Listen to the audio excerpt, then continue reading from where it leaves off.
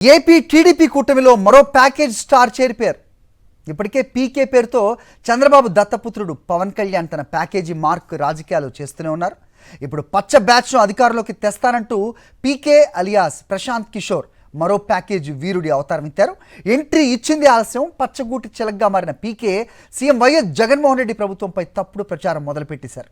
ఎలాంటి సర్వే లేకుండా తప్పుడు అంచనాలతో నోటికొచ్చింది ప్రకటించేసి అబాసుపాలయ్యారు కొత్త ప్యాకేజీ వీరుడు ప్రశాంత్ కిషోర్. ఏపీకి మరో పీకే తయారయ్యాడు. ఇప్పటి వరకు ఉన్నది దత్తపుత్రుడైతే ఇప్పుడొచ్చింది ప్యాకేజీ వీరుడు. 10 ఏళ్లుగా చంద్రబాబు దత్తపుత్రుడిగా తన ప్యాకేజీ పాలిటిక్స్ ను సమర్థవంతంగా నిర్వర్తిస్తున్నారు పవన్ కళ్యాణ్ అలియాస్ పీకే. ఇప్పుడు అదే పేరుతో ఎంట్రీ ఇచ్చిన పీకే అలియాస్ ప్రశాంత్ కిషోర్ పెద్ద పీకేకు సోదరుడిలా మారిపోయారు. ఇద్దరి పేర్లు పీకేనే, ఇద్దరూ ప్యాకేజీ స్టార్లే, ఇద్దరు బాబు భజన బ్యాచే. రాజకీయ వ్యూహకర్తగా పేరు తెచ్చుకున్న ప్రశాంత్ కిషోర్ ఐపాక్ సంస్థను అడ్డుపెట్టుకుని చాలా పార్టీలకు పనిచేశారు. 2019 ఎన్నికలకు ముందు ఐపాక్ తరపున వైఎస్ఆర్ కాంగ్రెస్ పార్టీ కోసం ప్రశాంత్ కిషోర్ పనిచేశారు. ఆ సమయంలో ప్రశాంత్ కిషోర్ ను ఓ డెకాయిట్ తో పోల్చిన చంద్రబాబు ఇప్పుడు మళ్లీ ఆయన పంచనకే చేరారు. 2019 తరువాత ఐపాక్ నుంచి కూడా వేరుపడిన పీకే సొంత పార్టీ పెట్టి రాజకీయాలకు పరిమితమవుతానని ప్రకటించారు. ఎన్నో పార్టీలకు సలహాలిచ్చిన ప్రశాంత్ కిషోర్ రాజకీయ నాయకుడిగా మాత్రం ఫెయిల్ అయ్యారు. ఒక పొలిటీషియన్ గా తనను తానే ఉద్ధరించుకోలేని వ్యక్తి డబ్బు సంపాదనే ధ్యేయంగా పెట్టుకున్నారు. తనకు నచ్చిన పార్టీలకు కొమ్ము కాస్తూ ప్రజల నమ్మకాన్ని పూర్తిగా కోల్పోయారు. 2024 ఎన్నికలు సమీపిస్తున్న తరుణంలో పచ్చ పార్టీ చీఫ్ చంద్రబాబు ప్రశాంత్ కిషోర్ కు బంపర్ ఆఫర్ ఇచ్చారు. ఇంకేముంది, గతేడాది గన్నవరంలో ప్రత్యేక జెట్లో నారా లోకేష్ తో కలిసి రెక్కలు కట్టుకుని దిగిన పీకే ఉండవల్లిలోని చంద్రబాబు నివాసానికి పరుగులు పెడుతూ వెళ్లారు.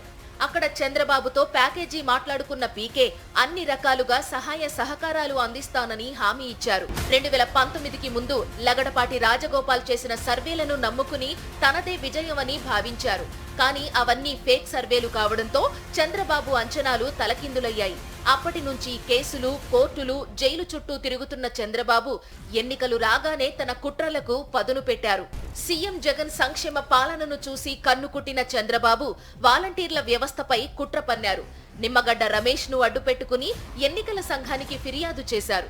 వాలంటీర్ల సేవలు ఆగిపోవడంతో లబ్ధిదారుల్లో ఆగ్రహం పెల్లుబికింది. టీడీపీతో పాటు కూటమిలోని పార్టీలపై దుమ్మెత్తిపోశారు.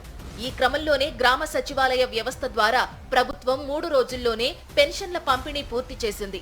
దీంతో చంద్రబాబు గ్రాఫ్ మరింత పతనానికి చేరుకుంది. తన గ్రాఫ్ పడిపోతుంది అనుకున్న సమయంలో ప్రతిసారి కొత్త నాటకానికి తెరతీస్తారు చంద్రబాబు. కనీసం గత ఎన్నికల్లో వచ్చిన 23 సీట్లైనా దక్కుతాయో లేదోనన్న ఫ్రస్ట్రేషన్ కు వెళ్లిన చంద్రబాబు ప్రశాంత్ కిషోర్ ను మరోసారి రంగంలోకి దింపారు.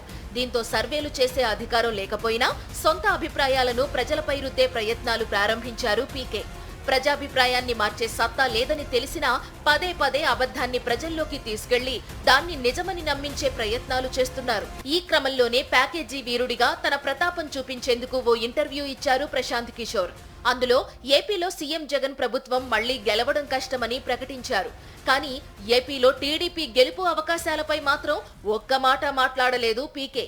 ఏపీలో టీడీపీ గెలవదన్న విషయం ప్రశాంత్ కిషోర్ కు కూడా స్పష్టంగా తెలియడం వల్లే ఈ రకమైన వ్యాఖ్యలు చేశారని తెలుస్తోంది. ఎలాంటి ప్రయోజనం లేకుండా ఎవరూ ఒక రాజకీయ పార్టీకి అనుకూలంగా మాట్లాడటం కానీ, మరో పార్టీకి వ్యతిరేకంగా పదే పదే ప్రకటనలు చేయడం కానీ చేసే అవకాశం లేదు.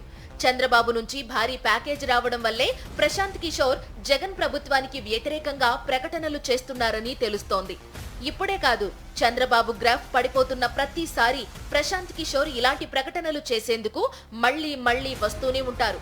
కానీ ఈ కుట్రలు తెలిసిన ప్రజలు మాత్రం ఎప్పటికీ వైఎస్ఆర్సీపీ వెంటే ఉంటారన్నది బహిరంగ రహస్యమే.